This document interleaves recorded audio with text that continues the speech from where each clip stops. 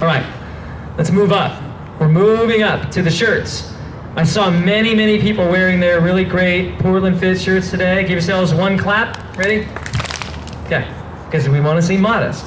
One clap is good. If you wore a nice synthetic shirt today, you realized that it doesn't load up with moisture, and then when you stopped running, you probably started feeling some sort of sensation of being wet, and you're probably now close to dry, I would guess.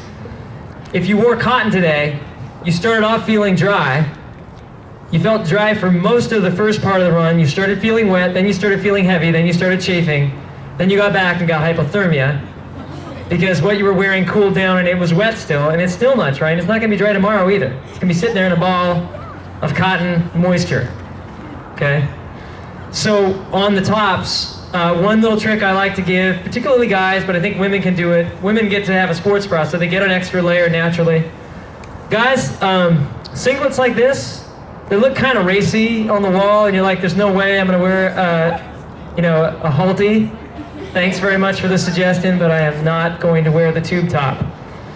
This is called a singlet, basically a tank top. It's very nice underneath other layers, even a short sleeve layer. If you put a singlet on and a short sleeve layer on a moderate day like today, you're going to be very comfortable, probably more so than a long sleeve shirt, and certainly better off temperature-wise if you start too cold. So this is a nice against the skin piece. They make this in a couple of different fabrics. There's one that's kind of a nylon base, which isn't great from Under Armour. Most of them are polyester. Again, polyester is. And your key to success in the marathon outside of all this stuff is Body Glide, and this is pretty good on top. Okay, you guys are learning very quickly. So a good base layer piece is really fun to have. You only need one or two because it's usually not always, it's not called for all the time. You can just put on one shirt. So if you get a nice, if you're wondering what to wear underneath stuff, that's a great one. As you move up, this is similar to our shirt, polyester for the guys. Nice panel top. It's a little more technical than the shirt we have.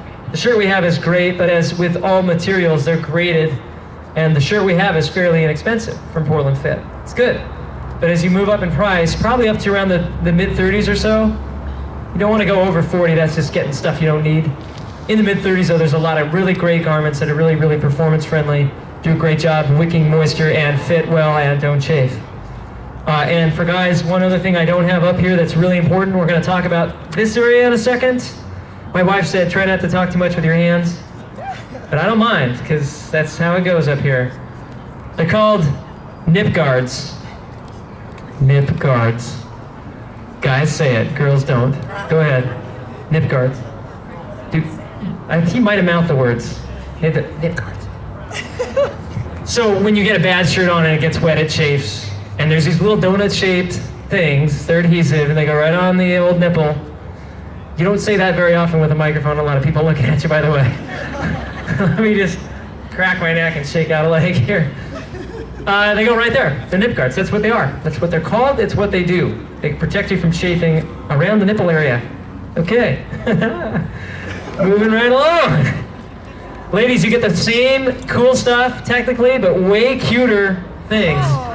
Just totally way more stuff on the women's side. There's more cuts. I mean, like, we have a singlet. You guys have 4 different lengths of straps on your tank top. I mean, 4 different straps. And there's all kinds of ones that look more sleeveless, some that look more like kind of workout shirts, like tank tops, some that have scoop necks, V-necks, V-notches. It's ridiculous. You have a lot of choices. So pick a fashion and then go out and look for it, or go in and check out a few pieces. They're really great, very comfortable. I really think scoop neck type shirts are pretty good when the weather gets warmer, because you don't want anything up around your neck too tightly. And some of the women's shirts, they have a real small opening, especially long sleeve shirts. So you want to make sure to try them on, not get anything too tight around the neck. It's not that fun. Okay, questions so far? Not really. Anybody squinting at me yet? One person. You might need a hat. Okay.